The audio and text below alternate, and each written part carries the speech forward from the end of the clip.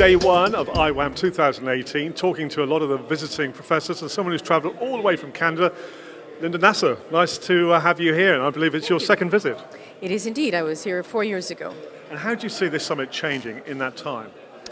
Well, I think it's really broadened in scope and also in depth. Of course, it's the first day of the meeting. But looking at the titles to come and what we've already seen, I think it's as exciting as the first, but as I said, I see a greater depth and breadth, especially in the area of materials. Sad news really with the passing of Millie Dresselhaus, but you had the accolade in some ways of presenting the Millie Dresselhaus Memorial Lecture. So what does that mean to you? Well, it's a very deep honor for me to be able to have presented that lecture. I have followed her work for very, very many years.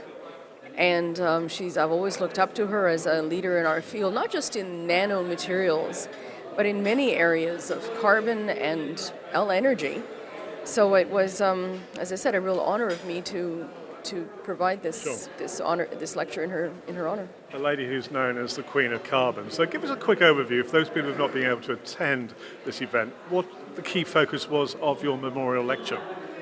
Well, admittedly, I wasn't focusing as much on carbon as on other materials, so my lecture was really concerned with how we improve energy storage materials.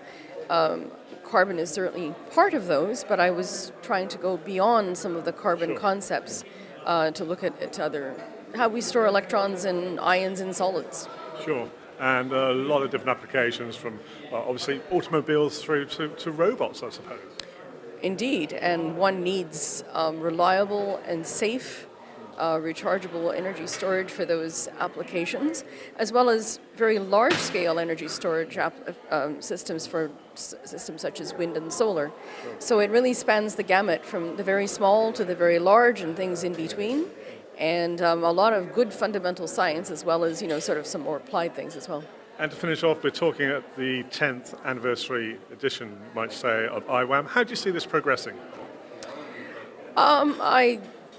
That's a hard question. I think it will probably organically progress as new concepts and materials manifest themselves over the next few years, as I'm sure they will.